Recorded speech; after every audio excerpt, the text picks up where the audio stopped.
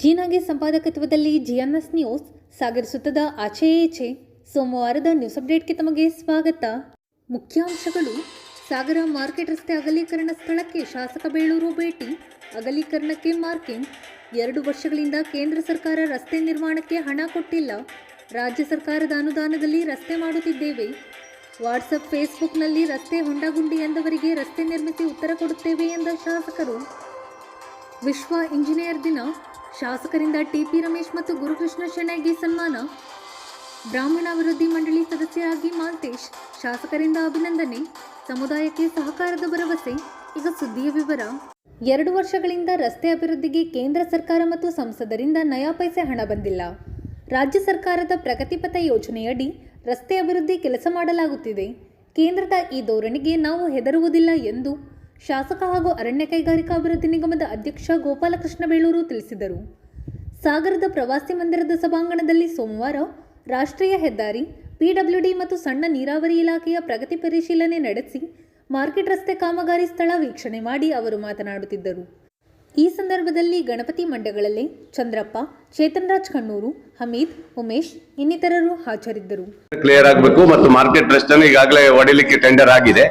ಈಗ ಅವನು ಯಾರೋ ಸಂತೋಷ ಅನ್ನೋನಂತೆ ಬಹುಶಃ ಇನ್ನೊಂದು ವಾರದಲ್ಲಿ ಹೊಡಿಲಿಕ್ಕೆ ಶುರು ಮಾಡ್ತಾನೆ. ಅದಕ್ಕಾಗಿ ಇವತ್ತು ಬಹಳ ಪ್ರಮುಖವಾಗಿ ಇರುವಂತದ್ದು ಇವತ್ತು ಚರ್ಚೆ ಮಾಡಿ ತಗೊಂಡಿದ್ದೀನಿ. ಆದಷ್ಟು ಬೇಗ ಆಗ್ಬೇಕಂತ ಹೇಳಿ ಈಗಾಗಲೇ ಅದು ಜವಾಬ್ದಾರಿಯನ್ನ ನಮ್ಮ ರಮೇಶ್ ಅವರು ಹೊತ್ಕೊಂಡಿದ್ದಾರೆ. ಆದಷ್ಟು ಬೇಗ ಮಾಡ್ಬೇಕಂತ ಆಗಿದೆ. ಯಾಕಂದ್ರೆ ಪ್ರವಾಸಿಗರು ಸಾಗರಕ್ಕೆ ತುಂಬಾ ಜನ ಬರ್ತಾ ಇದ್ದಾರೆ. ಅದಕ್ಕೋಸ್ಕರ ಈ ಹೈವೇ ರಸ್ತೆಗಳು ನಮ್ಮ ಮಾರ್ಕೆಟ್ ರಸ್ತೆ ಎರಡೂ ಆಗ್ಬೇಕು ಅನ್ನೋದು ಒಂದು. ಅದ್ರ ಜೊತೆಗೆ ನಾವು ಇವತ್ತು ಬಹಳಷ್ಟು ಮಳೆಯಲ್ಲಿ ಈ ವರ್ಷ ಮಳೆ ಅಂದ್ರೆ ಮೇ 18ರಿಂದ ಶುರುವಾಗಿದ್ದು ಮೊನ್ನೆವರೆಗೆ ನಿಂತಿದೆ. ಅಂದ್ರೆ ಕಣ್ಣು ಬಿಟ್ಟು ಮಳೆ ಶುರುವಾಗಿದೆ. ಅಂದ್ರೆ ಇಷ್ಟೊಂದು ಮಳೆ, ಇಷ್ಟೊಂದು ನೀರು ಜೋಗದಿಂದ ಹೊರಗೆ ಬಿಟ್ಟಿದ್ದು ಡ್ಯಾಮ್ ಇಂದ ನೋಡಿದಿರಲ್ಲ, ನೀರು ಅಂದ್ರೆ ಯಥೇಚ್ಛವಾಗಿ ಹೊನ್ನವರಕ್ಕೆ ಹೋಯ್ತು ಈ ವರ್ಷ.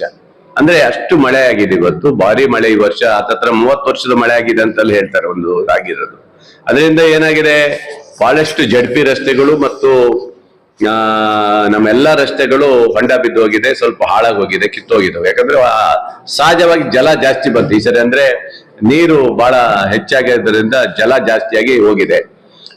ಕೆಲವರೆಲ್ಲ ಫೇಸ್ಬುಕ್ ಅಲ್ಲಿ ಇದರಲ್ಲಿ ನಮ್ಮ ರಸ್ತೆ ಹೊಂಡ ಬಿದ್ದಿದೆ, ಹೆಂಗೆ ಆಗಿದೆ ಅಂತ ಹೇಳೋದು ಸಹಜ ಹೇಳ್ತಾರೆ. ಆದ್ರೆ ನಾವು ಏನ್ ಮಾಡಕ್ಕೂ ಬರಲ್ಲ. ನಾವೊಂದಿಷ್ಟು ಗುಂಡಿ ಎಲ್ಲ ಮುಚ್ಚಿದೀವಿ ಆ ಸಂದರ್ಭದಲ್ಲಿ. ಆದ್ರೆ ಅದ್ ನಿಲ್ಲಲ್ಲ, ಅದು ಯಾವುದೇ ಕಾರಣಕ್ಕೂ ನಿಂತಿಲ್ಲ. ಈಗಾಗಲೇ ಅವ್ರಿಗೆಲ್ಲರಿಗೂ ಕರೆದು ಮಾತಾಡಿದ್ದೀನಿ. ಎಲ್ಲವಕ್ಕೂ ವ್ಯವಸ್ಥೆ ಇದೆ. ಯಾವ ರಸ್ತೆಗಳು ಹಾಳಾಗಿದೆ ಅವಕ್ಕೆಲ್ಲವಕ್ಕೂ ಒಂದು ರೀಚ್ ಇದೆ. ಇಲ್ಲಿಂದ ಇಷ್ಟುವರೆಗೆ ತಗೊಳ್ಳೋಕಂತ ಅವಕಾಶ ಇದೆ. ಅವಷ್ಟು ನಾವು ತಗೊಳ್ಳಿಕ್ಕೆ ಈಗಾಗಲೇ ಒಂದು 50 ಕಿಲೋಮೀಟರ್ ವರೆಗೂ ತಗೊಳ್ಳಿಕ್ಕೆ ವ್ಯವಸ್ಥೆಯನ್ನ ನಾವು ಮಾಡಿದೀವಿ. ಹಾಗಾಗಿ ಯಾವುದೇ ಹೊಂಡ ಗುಂಡಿನ ನಾವು ನಿಲ್ಸುವಂತ ಪ್ರಶ್ನೆ ಇಲ್ಲ, ಅದನ್ನು ಮಾಡ್ತೀವಿ. ಆಮೇಲೆ ಈ ವರ್ಷ ಯಾವ ರಸ್ತೆಗಳು ಹಾಳಾಗಿದೆ ಮಾತಾಡಿ, ಯಾವ ರಸ್ತೆಗಳು ಹಾಳಾಗಿದೆ ಆ ರಸ್ತೆಗೆ ಸಂಪೂರ್ಣ ದುಡ್ಡು ಕಟ್ಟಿದ್ದೀನಿ ಸರ್. ಈಗ ನೋಡಿ, ಈಗ ನಮ್ಗೆ ದುಡ್ಡು ಈಗ ಇದರಲ್ಲಿ ಬಂದಿದೆ. ಯಾವುದು SHDP ಅಲ್ಲಿ ಸ್ಟೇಟ್ ಹೈವೇ, ಇದರಲ್ಲಿ ಸುಮಾರು 25 ಕೋಟಿ ರೂಪಾಯಿ ಬಂದಿದೆ. ಅದರಲ್ಲಿ ಇವತ್ತು ಈಗ ಏನು ರೀಚ್ಗಳು ಇದಾವೋ ಅವೆಲ್ಲವನ್ನು ಕೆಲವೊಂದು ಮುಗಿಸ್ಲಿಕ್ಕೆ ನಮಗೆ ಹಣವನ್ನು ಕೊಡ್ಲಿಕ್ಕೆ ಅವಕಾಶ ಇದೆ. ಮತ್ತೆ 50 ಕೋಟಿಯಲ್ಲೂ ಸಹ ನಾವು ದುಡ್ಡು ಕೊಡ್ಲಿಕ್ಕೆ ಅವಕಾಶ ಇದೆ. ರಾಜ್ಯ ಸರ್ಕಾರ ಕೊಟ್ಟಿದ್ರಲ್ಲೂ ಇದೆ. ಹಾಗಾಗಿ ಇದನ್ನ ಇಡೀ ನಮ್ಮ 2 ತಾಲೂಕಿನಲ್ಲೂ ಸಹ ಯಾವುದೇ ರಸ್ತೆಗಳಿಗೆ ಬ್ಯಾಲೆನ್ಸ್ ಇರುವಂತದ್ದಾಗಬಾರ್ದು ಅನ್ನೋ ರೀತಿಯಲ್ಲಿ ಇವತ್ತು ಚರ್ಚೆ ಮಾಡಿದ್ದೀನಿ.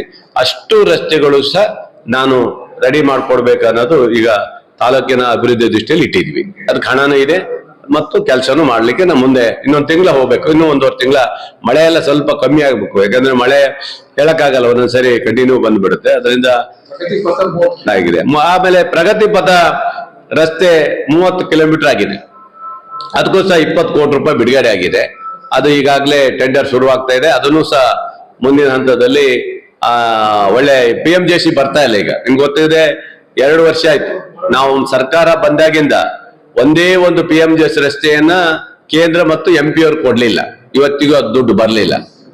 ಅವ್ರಿದ್ದಾಗ ಬಂದಿತ್ತು, ಅಂದ್ರೆ ನಾವಿದ್ದಾಗ ಬರ್ಲಿಲ್ಲ. ಅಂದ್ರೆ ರಾಜ್ಯ ಸರ್ಕಾರ ಧೋರಣೆಗಳು ಗೊತ್ತಾಗತ್ತೆ. ಇಲ್ಲಿ ಪರವಾಗಿಲ್ಲ, ಅವರು ಕೊಟ್ಟಿಲ್ಲ ಅಂತ ಹೇಳಿ ನಾವೇನ್ ಕಣ್ಣು ಮುಚ್ಚೋದು ಕುತ್ಕೊಳ್ಳಲ್ಲ. ನಮ್ಮ ಹತ್ರ ದುಡ್ಡಿದೆ, ನಿಮ್ದೇನು ನಂಬ್ಕೊಂಡಿರಲ್ಲ, ನಾವು ಕೇಂದ್ರ ಸರ್ಕಾರದೇ ನಂಬ್ಕೊಳ್ಳಲ್ಲ. ನಮ್ದೇ ಆದಂತ ಪ್ರಗತಿ ಪಥವನ್ನು ನಮ್ಮ ರಾಜ್ಯ ಸರ್ಕಾರ ಇವತ್ತು ಮುಖ್ಯಮಂತ್ರಿಗಳು ಮಾಡಿದ್ದಾರೆ ಮತ್ತು ನಮ್ಮ ಸಚಿವರಾದಂತ ಪ್ರಿಯಾಂಕಾ ಖರ್ಗೆ ಅವರು ಸಹ ಮಾಡಿಕೊಟ್ಟಿದ್ದಾರೆ. ಆ 20 ರಸ್ತೆ ನಮಗೆ ತುಂಬಾ ಬಹಳ ಚೆನ್ನಾಗಾಗುತ್ತೆ. ಒಳ್ಳೆ PMJC ರಸ್ತೆಯ ರೀತಿಯಲ್ಲಿ ಉತ್ತಮ ರಸ್ತೆ, ಗುಣಮಟ್ಟದ ರಸ್ತೆಗಳನ್ನ ಅವರು ಕೊಟ್ಟಿದ್ದಾರೆ, 20 ಕೋಟಿ ರೂಪಾಯಿ ಕೊಟ್ಟಿದ್ದಾರೆ. ಹಾಗಾಗಿ ಅದು ಬಂದಿದೆ. MI ಇಂದ ಮತ್ತೆ ಈ ಸರಿ ಮತ್ತೆ ನಮಗೆ ಹೋದ ಸರಿ ಹಿಂದಿನ ಸರಿ 14 ಕೋಟಿ ಬಂದಿತ್ತು, ಈ ಸರಿ 10 ಕೋಟಿ 80-90 ಲಕ್ಷ ಬಂದಿದೆ. 11 ಕೋಟಿ 10 ರೂಪಾಯಿ ಬಂದಿದೆ ಮೊನ್ನೆ. ಮತ್ತೆ ಬಿಡುಗಡೆ ಮಾಡಿದ್ದಾರೆ ರಾಜ್ಯ ಸರ್ಕಾರದಲ್ಲಿ ಮಂತ್ರಿಗಳು. ಅದು ಬಹಳ ಪ್ರಮುಖವಾಗಿ ಈ ಸರಿ ಮಳೆಗಾಲದಲ್ಲೆಲ್ಲ ಚಾನಲ್ಗಳೆಲ್ಲ ಕೊರೆದು ಹೋಗಿದೆ. ಆ ಕೊರೆದು ಹೋಗಿದ್ದರಿಂದ ಅದನ್ನ ಇವತ್ತು ರಿಪೇರಿ ಮಾಡುವಂತ ದೃಷ್ಟಿಯಲ್ಲಿ, ಮತ್ತು ಮೊನ್ನೆ ಆಚಾಪುರ ಕೆರೆಯಲ್ಲಿ ಒಂದು ದುಂಬ ಬಿದ್ದು ಮೊನ್ನೆ ಬಹಳ ಡ್ಯಾಮೇಜ್ ಆಗುವಂತ ಪರಿಸ್ಥಿತಿಯಲ್ಲಿತ್ತು. ಅನಂತರ ನಮ್ಮ MIR ಕರೆದು ರಮೇಶ್ ಅವರೆಲ್ಲ ನಿಂತ್ಕೊಂಡು ಅಲ್ಲೊಂದು ಮಧ್ಯದ ಗ್ರಾಮಸ್ಥರೆಲ್ಲ ಸೇರಿ ಮಧ್ಯದಲ್ಲಿ ಹೊಡೆದು ಬಿಟ್ಟು ಇದ್ ಮಾಡಿ ಅದನ್ನು ರೆಡಿ ಮಾಡಿದ್ದಾರೆ, ತಾತ್ಕಾಲಿಕವಾಗಿ ರೆಡಿ ಮಾಡಿದ್ದಾರೆ. ಅದರಿಂದ ಅದಕ್ಕೂ ಬೇಕಂತ ಹೇಳಿದಕ್ಕೆ ಅದಕ್ಕೆ 1 ಕೋಟಿ ರೂಪಾಯಿ ಬಿಡುಗಡೆ ಆಗಿದೆ. ಒಟ್ಟಿನಲ್ಲಿ ಕೆರೆಗಳಿಗೆ ಮತ್ತು ಚಾನಲ್ಗಳಿಗೆ ಅದು ಬಂದಿದೆ. ಆಮೇಲೆ ನಮ್ಮ ಸಾಗರದ ನೇರು ರಸ್ತೆ, ನೇರು ಬಡಾವಣೆಯಲ್ಲಿ ನಿಮ್ಗೆ ಗೊತ್ತಿರ್ಬೋದು, ಅಲ್ಲಿ ಒಂದು ಚಾನಲ್ ಹೋಗ್ತಾ ಇದೆ, ಆನೆಂಬಿ. ಅದು ಬಹಳ ವರ್ಷದಿಂದ ನನ್ನ ಗಮನಕ್ಕೂ ಬಂದಿತ್ತು. ಅಷ್ಟು ದುಡ್ಡು ಹಾಕಕ್ಕೆ ಅವಾಗೆಲ್ಲ ನಮ್ಗೆ ಇರ್ಲಿಲ್ಲ. ಈ ಸರಿ 10 ಕೋಟಿ ರೂಪಾಯಿ ಬಿಡುಗಡೆ ಮಾಡಿಸಿದ್ದೀನಿ, ನೋಡೋಣ ಅಂತ ಹೇಳಿ. ಆ 10 ಕೋಟಿ ರೂಪಾಯಿನ ಈಗಾಗಲೇ ನಾಳೆಯಿಂದ ಸರ್ವೆ ಮಾಡ್ತಾರೆ, ಎಲ್ಲಿ ಮಾಡ್ಬೇಕು ಏನ್ ಮಾಡ್ಬೇಕಂತ. ಎಷ್ಟಾಗುತ್ತೆ ಅಷ್ಟನ್ನು 10 ಕೋಟಿಯಲ್ಲಿ ಮಾಡ್ತೀವಿ. ಮುಂದಿನ ಭಾಗವಾಗಿ ಸಾಕಾಗಿಲ್ಲ ಅಂದ್ರೆ ಇನ್ನೆಷ್ಟು ಬೇಕು ಅಷ್ಟು ಅಮೌಂಟ್ ಅನ್ನ ಮಾನ್ಯ ಉಪಮುಖ್ಯಮಂತ್ರಿಗಳು ಈ ಸಾರಿ ನಮ್ಗೆ 60 ಕೋಟಿ ರೂಪಾಯಿ ಕೊಟ್ಟಿದ್ದಾರೆ. ನಿಮ್ಗೆ ನೆನಪಿರ್ಬೇಕು, 60 ಕೋಟಿ ಸ್ಪೆಷಲ್ ಗ್ರಾಂಟ್ ಆಗಿ ಕೊಟ್ಟಿದ್ದಾರೆ ಉಪಮುಖ್ಯಮಂತ್ರಿಗಳು. ಇಡೀ ನಮ್ಮ ತಾಲೂಕಿನ 2 ತಾಲೂಕಿನ ಸೇತುವೆಗಳು 234 ಸೇತುವೆಗಳು ಕೊಟ್ಟಿದ್ದೀವಿ. ಇದು ದಾಖಲೆ. ಇದು ನನ್ನ ಜೀವನದಲ್ಲಿ ನಾನು ಕೊಡಕ್ ಆಗ್ತಿತ್ತೋ ಇಲ್ಲ ಗೊತ್ತಿಲ್ಲ. ಯಾಕಂದ್ರೆ 1 ವರ್ಷಕ್ಕೆ ನಮಗೆ 3-4 ಸೇತುವೆ ಬರ್ತಿತ್ತು ಅಷ್ಟೇ. ಅದು ಇವತ್ತು 234 ಸೇತುವೆಯನ್ನ ಇಡೀ ತಾಲೂಕಿನ ಜನರಿಗೆ ಕೊಟ್ಟು ಮತ್ತೆ 10 ಲಕ್ಷ ರೂಪಾಯಿ ಎಕ್ಸ್ಟ್ರಾ ಆ ಚಾನಲ್ಗೆ ಬೇರೆ ಕೊಟ್ಟಿದ್ದಾರೆ. ಒಟ್ಟು 60 ಕೋಟಿ ರೂಪಾಯಿನ ಕೊಡ್ತಿದ್ದಾರೆ. ಅದರಿಂದ ಅದನ್ನು ಸಹ ನಾವು ಇವತ್ತು ಇಡೀ ಇದನ್ನ ರೆಡಿ ಮಾಡಿ ಇವತ್ತು ಚಾನಲ್ ಶುರು ಮಾಡ್ತೀವಿ. ಅದನ್ನು ಶುರು ಮಾಡ್ಲಿಕ್ಕೆ ಅವಕಾಶ ಇದೆ ನಮ್ಗೆ ಇವತ್ತು. ಹಾಗಾಗಿ ಎಲ್ಲಾ ವ್ಯವಸ್ಥೆಯನ್ನು ಸಹ ಮಾಡ್ಲಿಕ್ಕೆ ಅವಕಾಶ ಇದೆ. ಈಗ ಸಾಗರದಲ್ಲೂ ಕೆಲವು ರಸ್ತೆಗಳು ಏನು ಮಾಡ್ಬೇಕಾಗಿತ್ತು, ಅದು ಬಾಕಿ ಉಳಿದಿತ್ತು ನಮ್ಮ ನಗರಸಭೆದು. ಅದು ಮಳೆ ಅಂತ ನಿಲ್ಸಿದ್ವಿ. ಅದನ್ನು ಸಹ ಮುಂದಿನ ಭಾಗದಲ್ಲಿ ನಾವು ತಗೊಳ್ತೀವಿ. ಮಾರಿಗುಡಿ ರಸ್ತೆ ಜಾತ್ರೆ ಬೇರೆ ಆಗ್ತಾ ಇದೆ, ಅದಕ್ಕೆ ಅಗಲೀಕರಣ ಮಾಡ್ಬೇಕು, ಅದೆಲ್ಲ ತಗ್ಸ್ಬೇಕು ಅನ್ನೋದು ಒಂದಿದೆ. ಬಹುಶಃ ನಾಳೆ ಶುರು ಮಾಡಕ್ ಅದಕ್ಕೂ ಸಹ ಬಂದ್ ನೋಡಿ ಅಂದ್ರೆ ಇದು ಮಾಡ್ಬೇಕು. ಏನದು ಬಾಕ್ಸ್ ಚೆನ್ನಾಗಿದೆ, ಏನದು ಸ್ಲ್ಯಾಬ್ ಹಾಕ್ಸ್ಬೇಕದು. ಈ ಜಾತ್ರೆ ಬರೋದ್ರಿಂದ ಅಲ್ಲಿ ಜಾತ್ರೆ ಇದು ದೇವಸ್ಥಾನ ಎದುರುಗಡೆ ಫುಲ್ ಅಲ್ಲಿವರೆಗೆ ನಮ್ಮ ಹೊಸ BH ರೋಡ್ ವರೆಗೂ ಸ್ವಲ್ಪ ಇದು ಮಾಡ್ಬೇಕಂತ, ಹಾಳಾಗಿ ಹೋಗಿದೆ ಅದು. ಅದನ್ನು ಮಾಡಿಸ್ಬೇಕು ಅಂತ ಇದೆ. ಯಾಕಂದ್ರೆ ಜಾತ್ರೆಯಲ್ಲಿ ಯಾರಿಗೂ ತೊಂದರೆ ಆಗ್ಬಾರ್ದು ಅಂತ ಹೇಳಿ ಅದೆಲ್ಲ ವ್ಯವಸ್ಥೆ ಮಾಡಿದೀವಿ. ಆಮೇಲೆ ಸಾಗರದ ಸಭಾಭವನ, ಎಂತ ಸಭಾಭವನ, ಟ್ಯಾಗೂರ್ ಸಭಾಭವನ, ಅಧಿಕಾರಿಗಳು 1 ವರ್ಷದಿಂದ ಅದು ಹಂಗ್ ಬರಲ್ಲ, ಹಿಂಗ್ ಬರಲ್ಲ, ಹಂಗಾಗಲ್ಲ, ಆ ದುಡ್ಡು ಆಗಲ್ಲ, ಈ ದುಡ್ಡು ಆಗಲ್ಲ ಅಂತ ಹೇಳಿ ಮೊನ್ನೆಯಿಂದ ಸ್ವಲ್ಪ ಆಗದ ಮಾಡೋದು, ವಾಪಸ್ ತರೋದು ಮಾಡಿ ಕಳ್ಸಿದ್ದಾರೆ.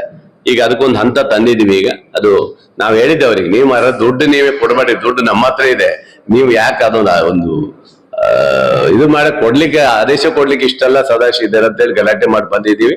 ಈಗ ಸಾಗರದ ಪ್ರವಾಸಿ ಮಂದಿರದ ಸಭಾಂಗಣದಲ್ಲಿ ಸೋಮವಾರ ವಿಶ್ವ ಅಭಿಯಂತರ ದಿನಾಚರಣೆ ಅಂಗವಾಗಿ ಶಾಸಕರ ಕರ್ತವ್ಯಾಧಿಕಾರಿ TP ರಮೇಶ್ ಹಾಗೂ ತಾಲೂಕು ಪಂಚಾಯಿತಿ ಕಾರ್ಯನಿರ್ವಹಣಾಧಿಕಾರಿ ಗುರುಕೃಷ್ಣ ಶೆಣೈ ಅವರನ್ನು ಶಾಸಕ ಹಾಗೂ ಅರಣ್ಯ ಕೈಗಾರಿಕಾ ಅಭಿವೃದ್ಧಿ ನಿಗಮದ ಅಧ್ಯಕ್ಷ ಗೋಪಾಲಕೃಷ್ಣ ಬೇಳೂರು ಸನ್ಮಾನಿಸಿದರು. ಈ ಸಂದರ್ಭದಲ್ಲಿ ಅಭಿಯಂತರರಾದ ರಾಕೇಶ್, ಮೌನೇಶ್, ಪ್ರಶಾಂತ್ ಇನ್ನಿತರರು ಹಾಜರಿದ್ದರು. ಬ್ರಾಹ್ಮಣ ಅಭಿವೃದ್ಧಿ ಮಂಡಳಿ ಸದಸ್ಯರಾಗಿ ನಾಮನಿರ್ದೇಶನಗೊಂಡ ಮಾಲ್ತೇಶ್ PM ಅವರನ್ನು ಸೋಮವಾರ ಶಾಸಕ ಹಾಗೂ ಅರಣ್ಯ ಕೈಗಾರಿಕಾ ಅಭಿವೃದ್ಧಿ ನಿಗಮದ ಅಧ್ಯಕ್ಷ ಗೋಪಾಲಕೃಷ್ಣ ಬೇಳೂರು ಅಭಿನಂದಿಸಿದರು. ಈ ಸಂದರ್ಭದಲ್ಲಿ ಅಶ್ವಿನಿ ಕುಮಾರ್, ಮಾಸನಂಜುಂಡಸ್ವಾಮಿ, ವಿನಾಯಕ್ ಜೋಯ್ಸ್, ಮಹಾಬಲ ಇನ್ನಿತರರು ಹಾಜರಿದ್ದರು. PM ಮಾಲ್ತೇಶ್ ಅವರನ್ನ ರಾಜ್ಯ ಸರ್ಕಾರ ಮತ್ತು ನಮ್ಮ ರಾಜ್ಯದ ಮಂತ್ರಿಗಳಾದಂಥ ದಿನೇಶ್ ಗುಂಡೂರಾವ್ ಅವರು, ಮತ್ತೆ ನಮ್ಮ ಮುದ್ದೆ ಬೈರೇಗೌಡರು, ಮಧು ಬಂಗಾರ ನಮ್ಮೆಲ್ಲರ ಸಹಕಾರದಲ್ಲಿ ಮಾಡಿಕೊಟ್ಟಿದ್ದೀವಿ. ಒಂದು ಸಮಾಜಕ್ಕೆ ಏನೇನು ಸಿಗುವ ಸೌಲಭ್ಯಗಳಿದೆ ಅವೆಲ್ಲವನ್ನ ಕೊಡಿಸುವಂಥ ಕೆಲಸ ಅವರು ಮಾಲ್ತೇಶ್ ಅವರು ಮಾಡಬೇಕು.